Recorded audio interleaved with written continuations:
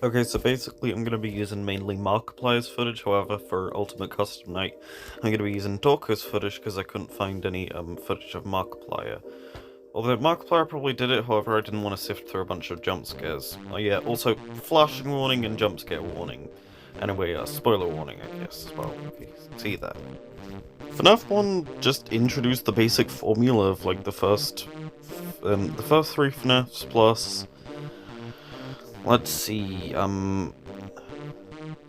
Sys location... Actually, every one of them except 4, and I think 8. I'm not going to count Security Breach or FNAF VR as well. I couldn't really find any footage for them on Markiplier as well, and well, Security Breach doesn't really have... Well, none of them really have a hardest night per se. I don't think they actually have a custom night, although I've never checked out VR. But yeah. Oh yeah, also I'm just using their like hardest night footage to, you know, show off. Who really knows? I don't really have a script prepared for this, so prepare for a lot of rambling and going over words. Although, to be honest, at least I'm speaking kinda clearly, hopefully. I'll up the volume. Anyways, yeah.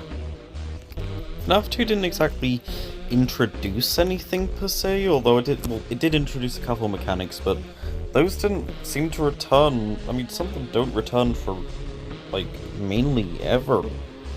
The lights, and the flashlight mechanic itself, like how it works in this game, don't return, but, like, they sort of return in spirit, like the lights are the door lights, and the flashlight is in UCN, it just does not the whole way. And the mask is in UCN as well. But overall, the game introduces enough. I'd give it a 6 out of on introducing stuff, but 8 out of 10 game in total. Better than the first, in my opinion. And yeah, I'm pretty sure there aren't any jump scares, but overall there might be like some surprises. Also, FNAF 3, in my opinion, is like one of the bigger introducing. I mean, it introduces toggling maps, it introduces distracting, like with the audio, ignore the volume thing there. It introduces opening up something else, like another like whole system to manage besides the mask that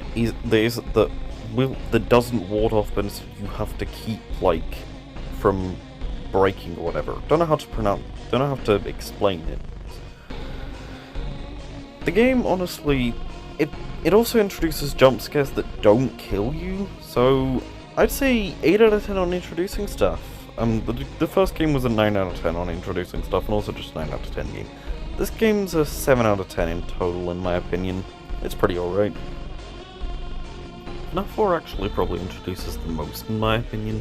It's my favourite, but I'd also find it the scariest. I mean, it's the first game to not have cameras, however it reintroduces mechanics for the first time, I'm pretty sure. Besides, you know, like central mechanics, like doors and whatever. Actually, no, I'm pretty sure doors don't reappear until, like, until this game. It reintroduces doors because they weren't in FNAF 2 or 3. You have to manage, like, all 4... It introduces making it so you can get jump scared by all 4 main animatronics on the first night. Freddy's always, like, held off, like, in the third game, you straight up can't die on the first night. It's overall a pretty alright game. 10 out of 10 on introducing stuff. 10 out of 10 game in the FNAF franchise. Anyway, yeah. I'm only really using these people's clips because I haven't actually played them on my channel.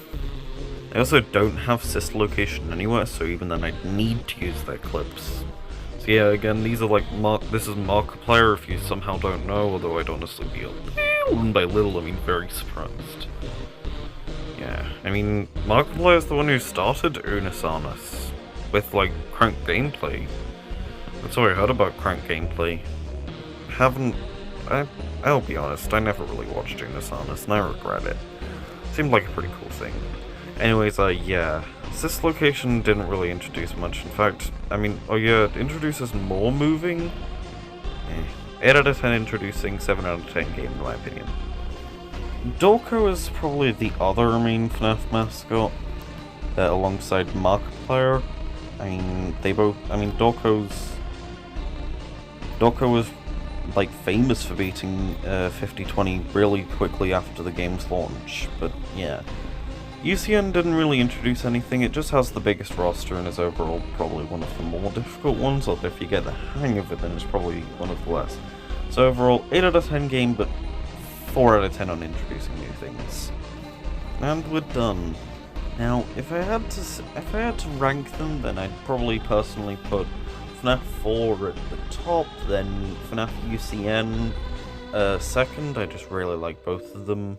They're pretty cool, and FNAF UCN's free on Steam. Then I'd put, I guess, FNAF 1 and 2 as a shared spot. I mean, they're just kind of similar. Then FNAF 3, FNAF Sister Location both share a spot. Then FNAF Pizza Sim. So yeah, thanks for watching, and I'll see you tomorrow. It'll be a week.